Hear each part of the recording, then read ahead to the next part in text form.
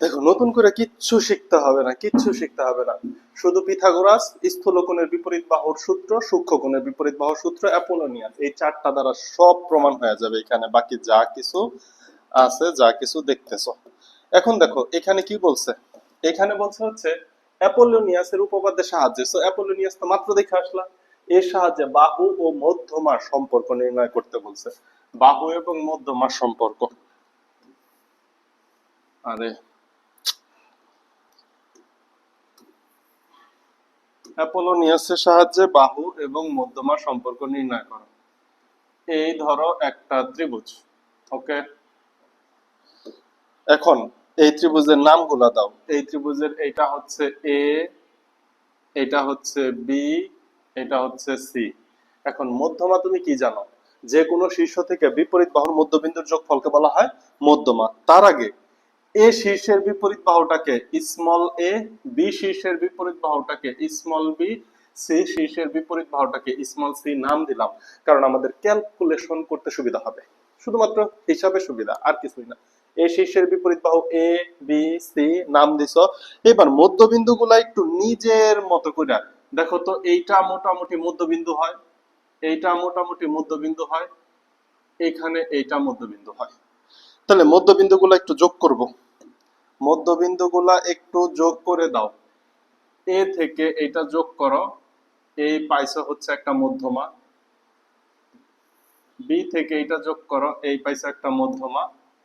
এবং সি থেকে এই যে এটা যোগ করো, এটা এইখানে একটা ফিক্সড বিন্দু দ্বারা যাবে।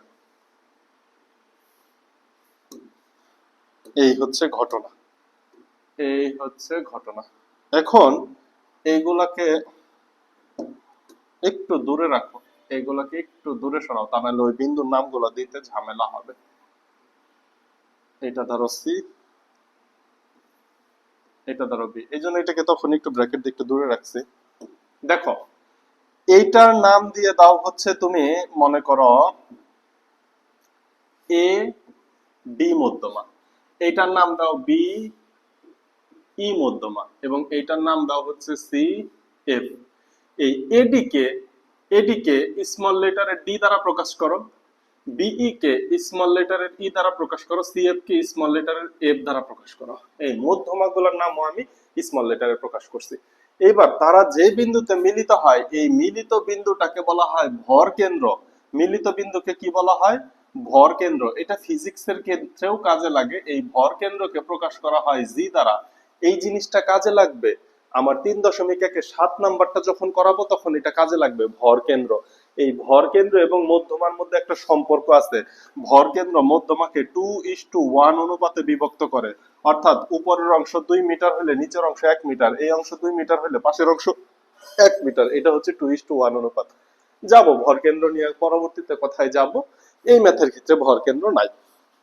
আচ্ছা, এখন বলছে অ্যাপোলোনিয়াসের সাহায্যে প্রমাণ করতে। অ্যাপোলোনিয়াসে তুমি কি পড়ে আসছো? যে কোনো দুই বাহুর উপর বর্গ, অর্থাৎ এ বি স্কয়ার প্লাস হচ্ছে BC square.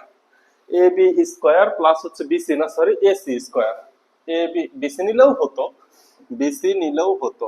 AC square equal to 2 into অপর বাহুর অর্ধেক, অর্ধেক হচ্ছে বি ডি স্কয়ার প্লাস হচ্ছে ওই বাহুর উপর যে মধ্যমা এডি স্কয়ার।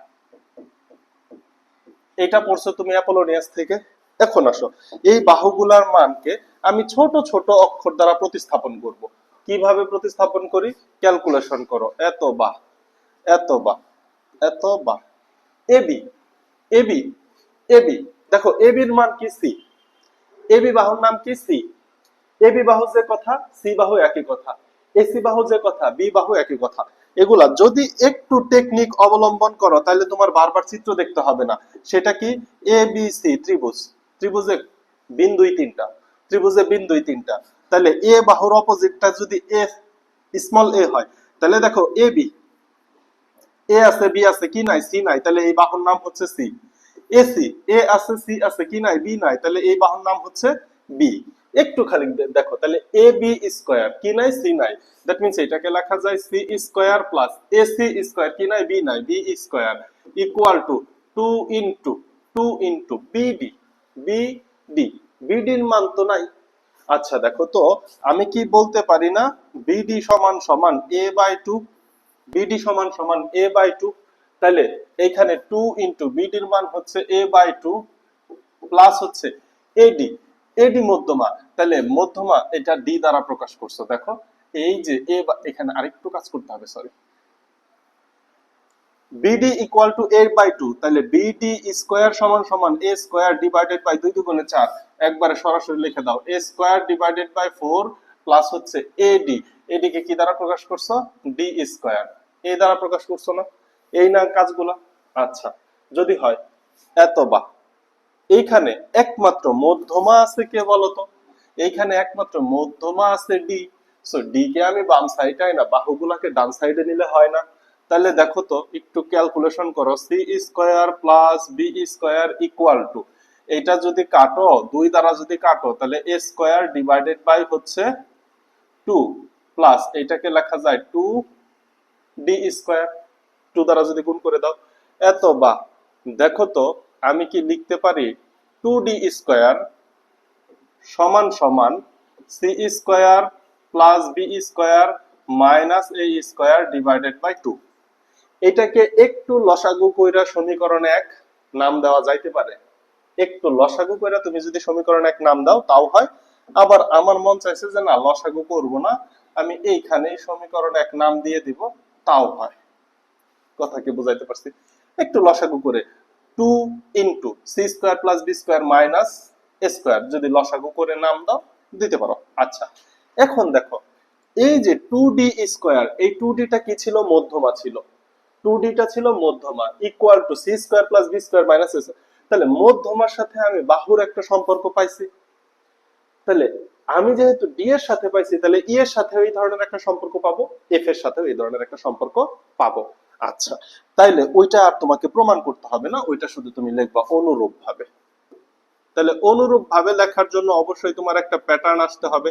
তাহলে 2d স্কয়ার, এবার তুমি লিখলা 2e square equal two 2e square equal two, দেখো d স্কয়ারের ক্ষেত্রে কি হয়েছিল, d স্কয়ারের ক্ষেত্রে কি হয়েছিল, ডি ডি ডি কোন শীর্ষের মধ্যমা, এ থেকে আসছিল না মধ্যমা, তাহলে এখানে সি এবং বি বাদ গেছিল, দেখো ডি যেখানে আছে বি এবং সি বাদ গেছে এবং এ শীর্ষ, সরি সরি সরি বি মধ্যমাটা এ শীর্ষ থেকে আসছে, এ বাদ গেছে মাইনাস হইছে, বি এবং সি যোগ হইছে, তাহলে যখন ই মধ্যমাটা লিখবো, ই মধ্যমাটা হচ্ছে বি থেকে গেছে, বি শীর্ষ থেকে, বি শীর্ষ থেকে এসি বাহুর মধ্যবিন্দুর যোগফল হচ্ছে ই মধ্যমা, তাহলে বি স্কয়ার মাইনাস হবে এ স্কয়ার আর সি স্কয়ার প্লাস হবে, তাহলে এই যে এখানে A square plus C square minus ই বি থেকে যেহেতু গেছে so B square divided by 2 সমীকরণ হচ্ছে 2।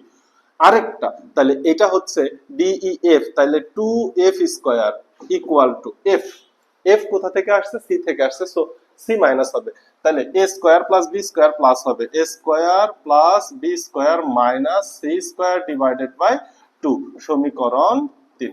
এই বুঝাইতে পারছি আমি কিভাবে নিছি, এটা কিভাবে নিছি, এই যে এখানে একটু প্যাটার্নটা দেখো, ডি মধ্যমা এ শীর্ষ থেকে আসছিল, দেখো এ স্কয়ার বিয়োগ হয়েছে, আর এই যে পাশে যে দুইটা ছিল বি এবং সি এই দুইটা যোগ হয়েছে, তাহলে ই মধ্যমা বি থেকে গেছে, তাহলে বি স্কয়ার বিয়োগ হবে, পাশে যে দুইটা আছে এ এবং সি যোগ হয়েছে, দেখো A square plus C square minus B square.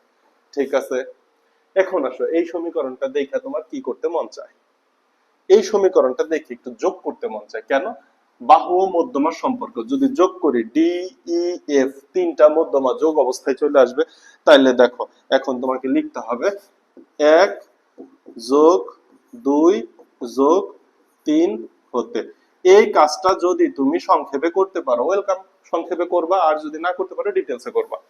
দেখো 2d square 2e square 2f square, আমি যদি একেবারে 2 কমন নিয়ে নেই তাহলে কি পাই, d square plus e square plus f square পাইলাম ইকুয়াল টু, এইবার দেখো তো একটু দেখে নাও ফার্স্টে, এই যে সি স্কয়ার একটা সি স্কয়ার দুইটা, তাহলে দুইটা সি স্কয়ার যোগ করবো, আর এই যে এখানে মাইনাস সি স্কয়ার বাই 2 এটা বিয়োগ করব, তাহলে দেখো তো আমি যদি রাফ কইরা করি তাহলে C square plus C square minus C square by 2 এই ধরনের কিছু একটা আসে, তাহলে এটাকে যোগ করলে কি হয় 2c² মাইনাস c²/2 যদি লসাগু করো, লসাগু হবে 2, তাহলে 2 2 4c² মাইনাস c², 4c² থেকে একটা c² গেলে কত হয়?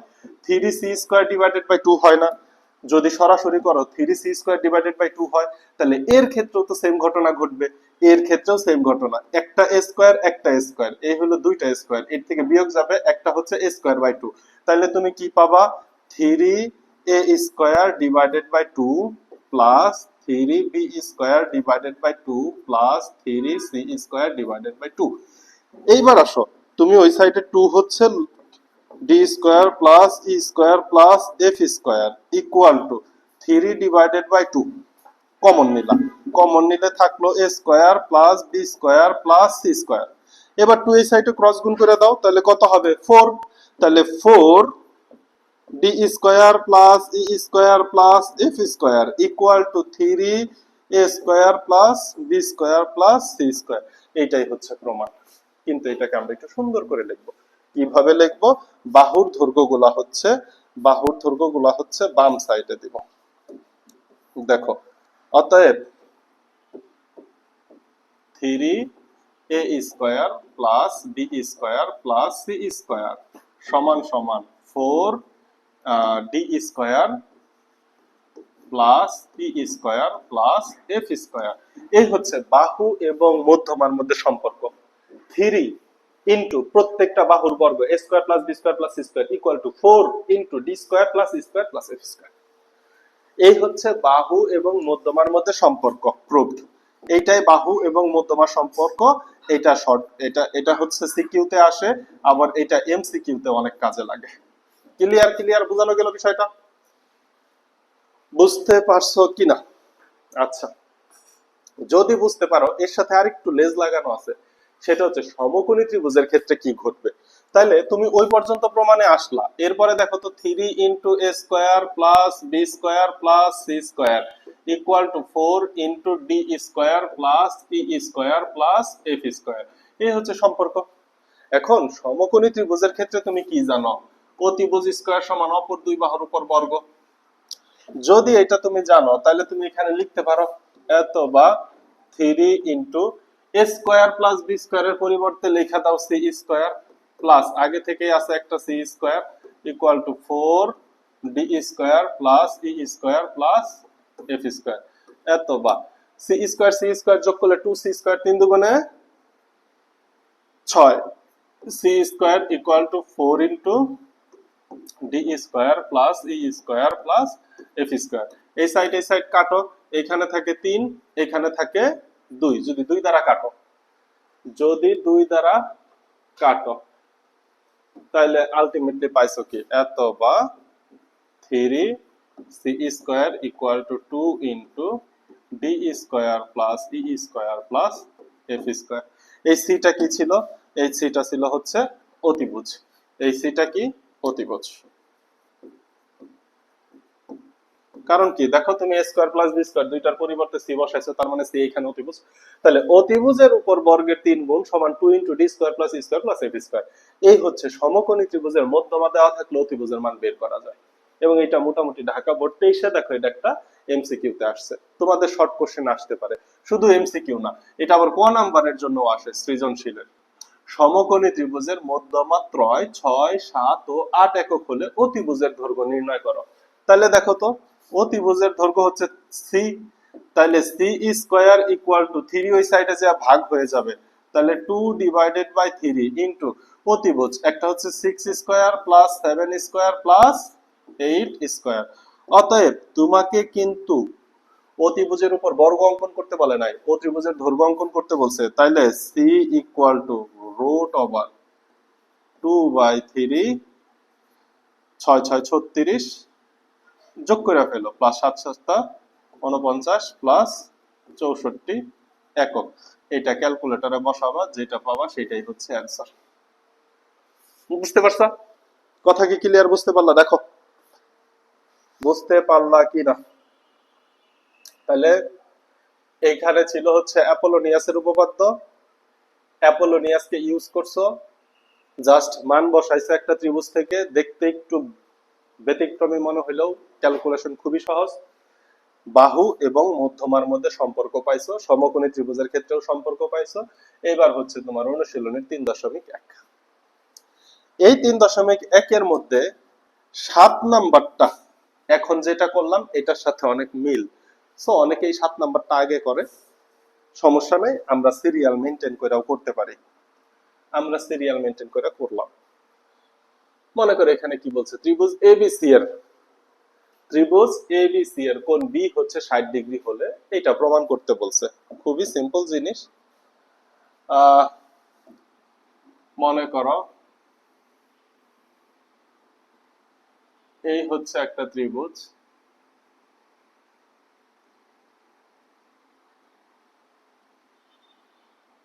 এই হচ্ছে একটা ত্রিভুজ, নাম দিলাম হচ্ছে এ বি সি। আগের উপপাদ্য বুঝছি, এখন আমরা একটাও মুখস্থ না, শুধু ক্যালকুলেশন করব। দেখো কিভাবে হয়, হয়তো কোনোর একটু শর্ট হবে, হয়তো কোনোর একটু লং হবে, কিন্তু চেষ্টা করবো সবগুলো শর্টকাট দেখানোর জন্য। কোণ বি হচ্ছে 60 ডিগ্রি, তাহলে তুমি জানো কোন কোণটা 60 ডিগ্রি, এই কোণটা 60 ডিগ্রি, এই কোণটা কত ডিগ্রি, 60 ডিগ্রি। তাহলে 60 ডিগ্রি ডেফিনেটলি সূক্ষ্মকোণ।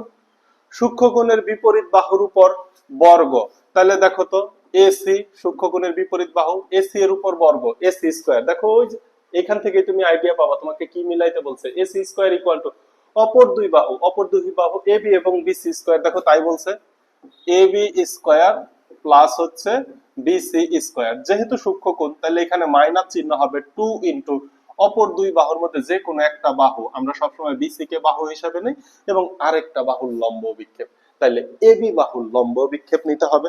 লম্ব বিক্ষেপ নেওয়ার প্রথম শর্ত হচ্ছে তোমাকে একটা লম্ব আঁকতে হবে, তাহলে এ থেকে বিসি এর উপর একটা লম্ব আঁকো।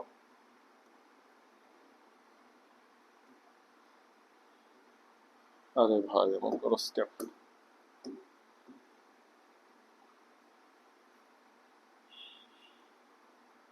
এই হচ্ছে এ থেকে এটার উপর লম্ব, তাহলে এটা যদি লম্ব হয় তাহলে এ বি এর লম্ব অভিক্ষেপ, এটার নাম দাও হচ্ছে ডি, এ বি এর লম্ব অভিক্ষেপ হচ্ছে বিডি।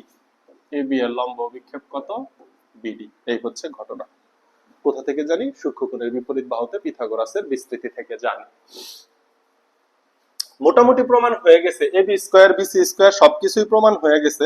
দেখো একটু প্রবলেম রয়ে গেছে, সেটা হচ্ছে এইখানে বিসি আছে, এখানেও বিসি আছে, কিন্তু 2 এবং বিডিটা নাই। দেখো 2 এবং বিডির পরিবর্তে এবি আছে, তাহলে এবি বিডি, এই যে যে ত্রিভুজটা আছে এই ত্রিভুজ থেকে আমি কি বিডি কে সরানোর ব্যবস্থা করতে পারি? তাইলে দেখো এবার একটু ইয়াতে যাও, দেখো তো ত্রিভুজ এ বি ডি এটা একটা সমকোণী ত্রিভুজ। ত্রিভুজ এ বি ডি কি ধরনের ত্রিভুজ? সমকোণী ত্রিভুজ, কারণ এই যে এটা 90 ডিগ্রি, এটা 90 ডিগ্রি। ত্রিভুজ এ বি ডি একটা সমকোণী ত্রিভুজ। যারা ত্রিকোণমিতি করে আসছো, সমকোণী ত্রিভুজের একটা বাহুর দৈর্ঘ্য দেওয়া আছে, সরি একটা কোণ দেওয়া আছে, তাহলে অপর যে কোনো বাহুর দৈর্ঘ্য বের করা যায়। আমাকে এবি আনতে হবে, এবি হচ্ছে অতিভুজ, এখানে আছে হচ্ছে বিডি, তাহলে এই বিডি হচ্ছে ভূমি আর সমকোণের বিপরীত বাহু এবি হচ্ছে অতিভুজ। আচ্ছা যদি তাই হয়, আমাকে এই বিডি এর মানকে সরাই দিতে হবে এবি এর মাধ্যমে। ভূমি এবং অতিভুজের অনুপাত কে নিয়ে আসে? সাগরে লবণ অতি, কবরে ভূত অতি, ভূত অতি, ভূমি বাই অতিভুজ, তাহলে cos থিটা নিয়ে আসে না? তাহলে তুমি কি বলতে পারো cos 60 degree equal to BD divided by AB, বলা যায়। তাহলে দেখো তো এইখান থেকে আমি এই সরি এবি ডিভাইডেড, হ্যাঁ এখান থেকে আমি বিডি এর মানটা বের করে এই সমীকরণে বসাই দিতে পারবো এবং এবি এর মাধ্যমে বের করতে পারবো। তাই এটাই বলবা এবিডি সমকোণী ত্রিভুজে কোণ এ বি ডি সমান সমান 60 ডিগ্রি। অতএব cos কোণ এ বি ডি, cos কোণ A B D equal to ভূমি বাই অতিভুজ, ভূমি হচ্ছে বিডি ডিভাইডেড বাই অতিভুজ হচ্ছে এবি। অথবা cos কোণ এ বি ডি এর মান 60 ডিগ্রি, একটু ডিটেলসে করলাম আর কি যেহেতু উপপাদ্য, এবি। অথবা cos 60 ডিগ্রির মান কত? cos 60 ডিগ্রির মান হচ্ছে হাফ, sin 30 এর মান যা cos 60 এর মান তাই, তাহলে হচ্ছে half. Equal to BD BD divided by AB. আমার বিডি এর মান বের করা লাগবে। তাহলে দেখো তো BD into two equal to AD, BD into two equal to এই এডি কেন এ বি, তো দেখছো লিখতে লিখতে লাইন লিখতে লিখতে ভুল হয়ে যায়। এটা ছিল এ বি, তাহলে এটা হচ্ছে এ বি। এখানে বেশি লাইন করব না, জাম্প করে ফেলো। BD equal to A B divided by two. বাস এই যে এরকম করে জাম্প করে সরাসরি লেখা ফেলো। তাহলে বিডি এর মান বসিয়ে, বিডি এর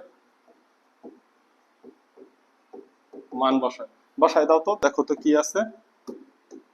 AC square equal to A B square plus B C square minus 2 into BC into BD এর মান পাইছো এ বি ডিভাইডেড বাই 2। এই টু কাটা যায়, সমান সমান A B square plus BC square minus BC into A B. কিছুই না, ওই যে এটা পড়ে আসছিল, এটা যদি না পড়ে আসো তাহলে এখানে পারবা না। এটা পড়ে আসছো, এবার এটা দেখলা, ত্রিকোণমিতি ব্যবহার করলা, কাজ শেষ। এই এক নম্বরের অনুরূপ হচ্ছে 2 নম্বর। এখানে বলছে ত্রিভুজ এবিসি এর কোণ বি কোণ হচ্ছে 120 ডিগ্রি। 2 নম্বরের ত্রিভুজটা এইভাবে অঙ্কন করতে হবে। এই যে এইটাকে দিতে হবে বি, তাহলে এইটাকে দাও এ, এটাকে দাও সি, এটা হচ্ছে 120 ডিগ্রি। এটা কত ডিগ্রি?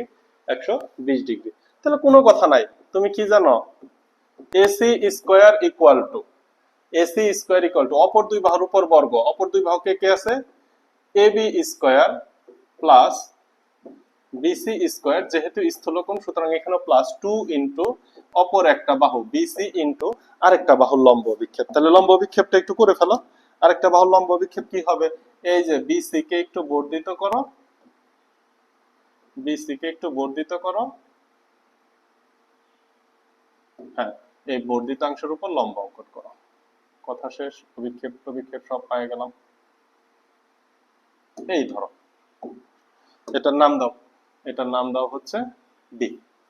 তাহলে বিসি ইন্টু এবি এর লম্ব অভিক্ষেপ হচ্ছে বিডি, এবি এর লম্ব অভিক্ষেপ বিডি। দেখো তো এবি স্কয়ার বিসি স্কয়ার সব মিলছে, AB square AB square BC square BC square AB into BC, তার মানে বিসি আছে, আবার ঝামেলা করছে বিডি, আবার কে ঝামেলা করছে, বিডি তে ঝামেলা করছে। তাহলে দেখো তো বিডি এর মান আমার আনতে হবে এবি এর মাধ্যমে, এই যে বিডি এর মান আনতে হবে এবি এর মাধ্যমে। খেয়াল করো এইটা সমকোণী ত্রিভুজ, এইটা যদি 120 ডিগ্রি হয় টোটালটা 180, এটা 120 হইলে টোটাল 180, 180 থেকে 120 গেলে এই অংশটুকু কত হবে, 60 ডিগ্রি হবে না ডেফিনেটলি। তাহলে দেখো এইটা হচ্ছে 60 ডিগ্রি। যদি 60 ডিগ্রি হয় তাহলে তুমি এই যে এখানে ম্যাথের মধ্যে লিখবা যে ত্রিভুজ এ বি ডি, ত্রিভুজ এ বি ডি এর কোণ এ বি ডি সমান সমান 60 ডিগ্রি। অতএব তুমি কি লিখতে পারো,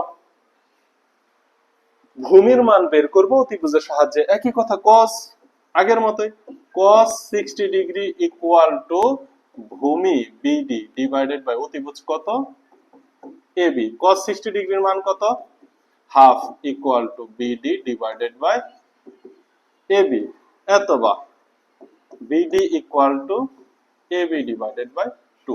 অতএব মান বসিয়ে দাও, AC square equal to AB square plus BC square plus 2 into BC তো থাকবেই, ইনটু বিডি এর মান বসাবা এবি ডিভাইডেড বাই 2। 2 কাইটা দাও, দেখো বাকিটা গুণ অবস্থায় লেখা দিলে প্রুফ। খুবই সহজ জিনিস, খুবই সহজ, মজার মজার উপপাদ্য। দেখো বুঝো কিনা।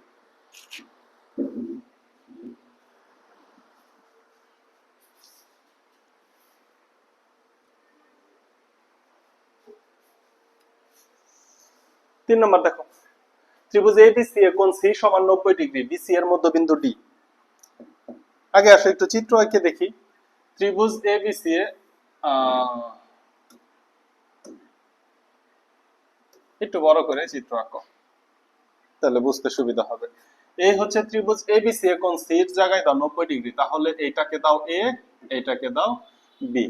এই হচ্ছে ত্রিভুজ এবিসি এর কোণ সি সমান 90 ডিগ্রি, বিসি এর মধ্যবিন্দু ডি। তাহলে বিসি এর মধ্যবিন্দু ডি যদি হয় তাহলে এইটাকে ধরে নাও ডি।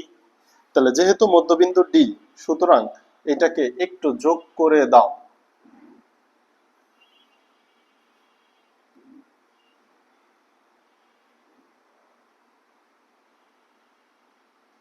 এটাকে একটু যোগ করে দাও। আরে